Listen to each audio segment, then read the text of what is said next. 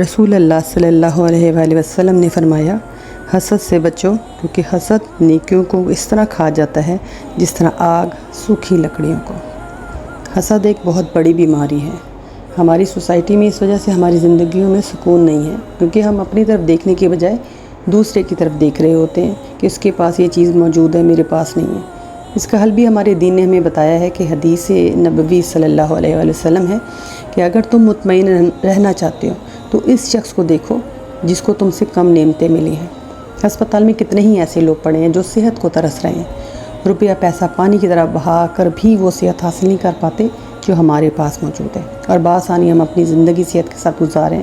کسی کی بڑی گاڑی دیکھ کے جلن محسوس کرنے کے بجائے ہم یہ سوچیں کہ وہ لوگ بھی تو ہیں جو ویل چیئر پہ ہیں، جو چل پھر نہیں سکتے، جبکہ اللہ نے ہم کو ٹانگیں دی ہیں، ہم چل پھر کے اپنے سارے کام نمٹا رہے ہیں اور اپنے کسی کام کے لیے دوسرے کے آسرے نہیں بیٹھے۔ یہ سب چیزیں سامنے رکھنے سے ہمارے اندر شکر کا جذبہ پیدا ہوگا، اور اگر ہم ان سب چیزوں کو نظر انداز کر کے خوب سے خوب تر کی تلاش میں رہیں گے تو شکر کا جذبہ ہمارے اندر سے نکل جائے گا، اور صرف شکوہ شکایتیں رہ جائیں گی کہ اللہ تو نے اسے کیوں دیا، مجھے کیوں نہیں دیا۔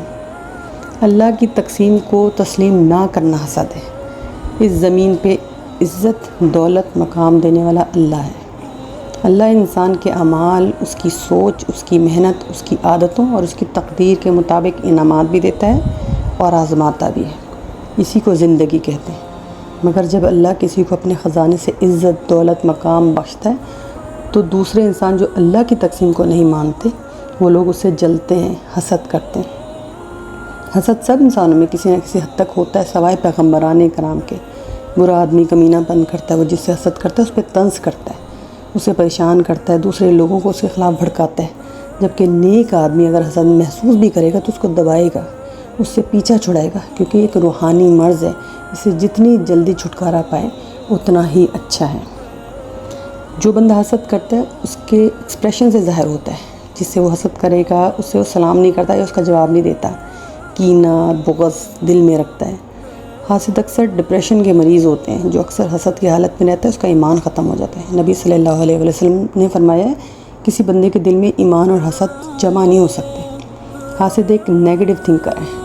کینہ، بغض، حسد، تکبر، عداوت، غصہ، یہ منفی عادتوں کی پوری ایک برادری ہے اور یہ اکٹھی ہی پائی جاتی ہیں، جبکہ اس کے مقابلے میں شکر گزاری، عاجزی، مثبت سوچ، خدمت خلق، صبر، دعا گو ہونا، مثبت عادتوں کا ایک گروپ ہے جو ایک دوسرے کے پیرالل پایا جاتا ہے۔ اب دیکھنا یہ ہے کہ حسد، اس بیماری کا علاج کیسے، کس طرح اس کو خود سے دور کیا جائے۔ سب سے پہلے تو حسد کی بیماری کو ریئلائز کیا جائے کہ یہ مسئلہ ہمارے اندر موجود ہے۔ ہم اپنی پوری زندگی سوچ کے ایک پیٹرن پہ گزار دیتے ہیں، کبھی رک کے سیلف انالیسس نہیں کرتے کہ ہم خاص مواقع پہ کوئی خاص رد عمل کیوں ظاہر کرتے ہیں۔ اگر تو یہ منفی چیز عادت میں شامل ہے تو اس کو انڈرسٹینڈ تو کریں کہ ہم یہ کیا کریں۔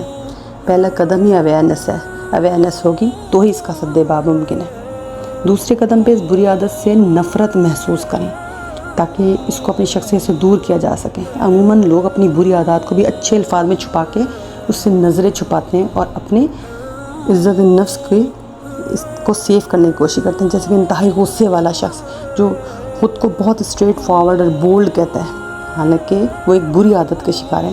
اس کو کنٹرول کرنے کے بجائے اسے اچھے نام دے کے اس سے خود کو سیو کرتا ہے۔ تیسرے نمبر پہ اگر کسی کو کوئی اچھی چیز دیکھیں، جیسے کہ کسی کی کوئی خوبصورتی، اچھا لباس، خوبصورت گھر، گاڑی، اس کی اولاد کی کامیابی، تو ماشاء اللہ لا قوت الا باللہ بولیں تاکہ وہ شخص بھی نظر بد سے بچ جائے اور ہم کو بھی یہ احساس ہو کہ جو اللہ کی رضا ہے اس کے مطابق ہی سامنے والے کو عطا کیا گیا ہے۔ چوتھے نمبر پہ جس کی کوئی اچھی چیز دیکھیں اس کو برکت کی دعا دیں کہ بارک اللہ فی۔ برکت کی دعا وہی دیتا ہے جو دوسرے خوشی اور کامیابی میں خوش ہے۔ پانچویں نمبر پہ بجائے یہ کہ دوسری خوشی سے جلیں، اللہ سے دعا کی جائے کہ یا اللہ مجھے بھی یہ عطا کر، کیونکہ اللہ کے خزانے تو نعمتوں سے بھرے ہوئے، اس کے پاس کسی چیز کی کمی نہیں ہے۔ حسد کا جذبہ انسان کو یہ سوچنے پہ مجبور کرتا ہے کہ اللہ اس سے یہ چیز چھین لے، اور اگر میرے پاس نہیں ہے تو اس کے پاس بھی نہ ہو۔ حالانکہ دعا یہ کرنی چاہیے کہ یا باری تعالیٰ، جیسے آپ نے اس بندے کو نعمتوں اور فضل سے نوازا ہے، میں بھی آپ کی بارگاہ میں ایسی ہی ہے اس سے بھی بہترین نعمت کے لیے التجا کرتی ہوں۔ اللہ تعالیٰ تو خود فرماتے ہیں کہ جب میرا بندہ مجھے کسی بھی مقصد سے پکارتا ہے تو میں اسے فوراً جواب دیتا ہوں اور اس کی مراد پوری کرتا ہوں۔